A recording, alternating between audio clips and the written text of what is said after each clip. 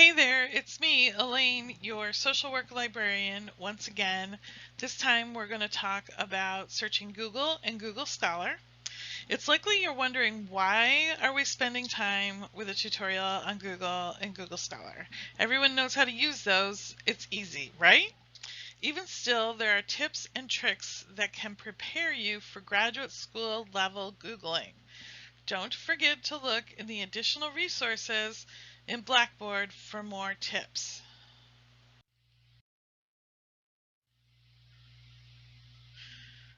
To better understand Google and Google Scholar versus library databases, we need to understand how recall and precision work in online searching.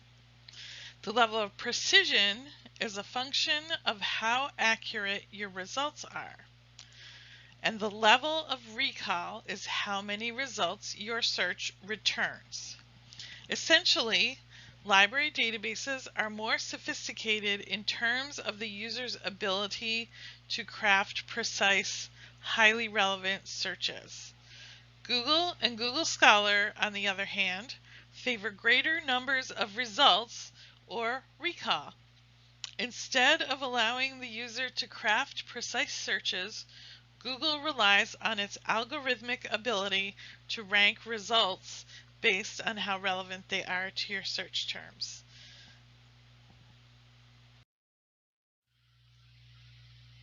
It is likely that many of you have used Google Scholar to locate evidence-based, peer-reviewed articles for your assignments in undergraduate coursework.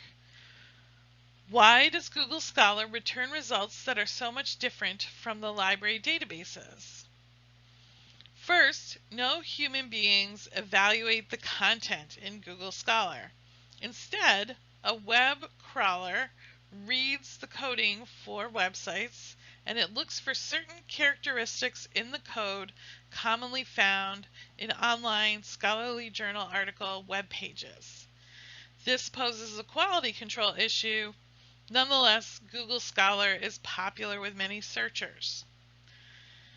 If you are logged in to the University at Albany system, such as through MyU Albany, Google Scholar results will also link out to articles that are part of U Albany's paid library subscriptions. This is very handy. Google Scholar is good for the following types of article searching. First, when you need interdisciplinary results. Conversely, there is no way to limit by discipline or domain in Google Scholar. Instead, it retrieves any materials with your keywords regardless of subject. Second, when you need to search the full text and not just the abstracts of the articles. Full text searching is a mixed blessing. Sometimes it can help you locate that needle in the haystack.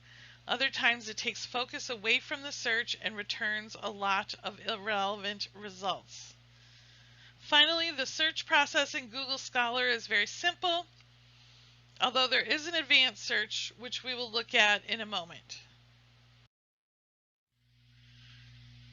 To go directly to Google Scholar, type in your browser URL box http://scholar.google.com.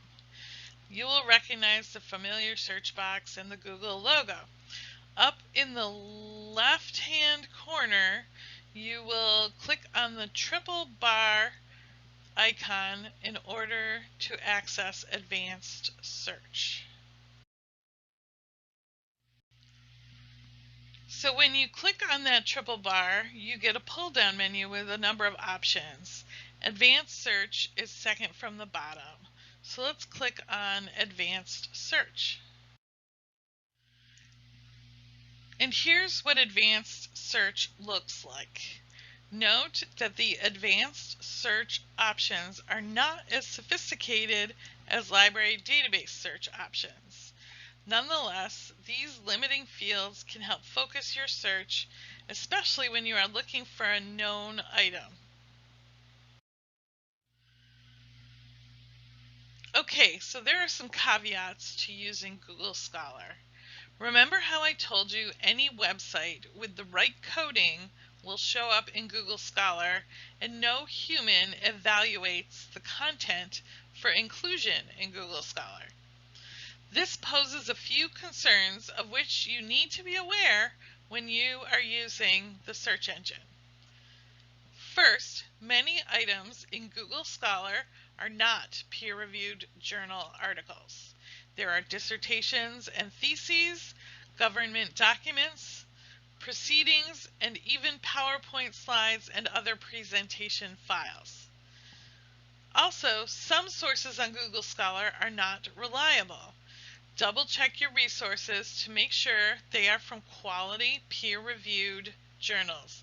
This can be done through a library search or by looking for the publisher's website. Note that there are many inaccuracies in the data retrieved by Google Scholar's crawler, so citations are not always correct. Some scholarly content won't be retrieved if the journal codes its articles improperly because the algorithmic crawler will not be able to spot them. You may be asking, what about regular Google? For general searching, especially non-scholarly searching, Google can be very helpful. But did you know Google also has an advanced search? Google can be useful for looking up social service agencies, support groups, and provide the answers to many other general information needs. Nonetheless, proceed with caution and make sure you carefully evaluate the sources you retrieve through Google. So here is the direct link to Google's advanced search. You can see that it's www.google.com/advanced_search. Note all the options in advanced search. Check out the additional resources in this section of the Blackboard class to learn even more sophisticated tricks with Google searching. Note how you can search for phrases and limit by file type, for example PDF, to help narrow your Google search. So let's review what we covered in this tutorial. Google Scholar and Google both retrieve a large number of results from a simple search. In other words, they have high recall. Library databases, on the other hand, have high precision. The search interface allows for more sophisticated strategies and narrows your results to the most relevant content. Make use of the advanced search features displayed on these slides with regard to Google and Google Scholar. Remember, the best uses for Google Scholar are when you need interdisciplinary content, in-text searching, not just abstracts, and known item searching. Also, don't forget to log in to the library or Albany to access library subscribed journals. You will receive substantially more full-text articles if you do so. Keep in mind that not all sources in Google Scholar are peer-reviewed. On the other hand, Google is a great tool for finding general information, non-scholarly sources, and background information.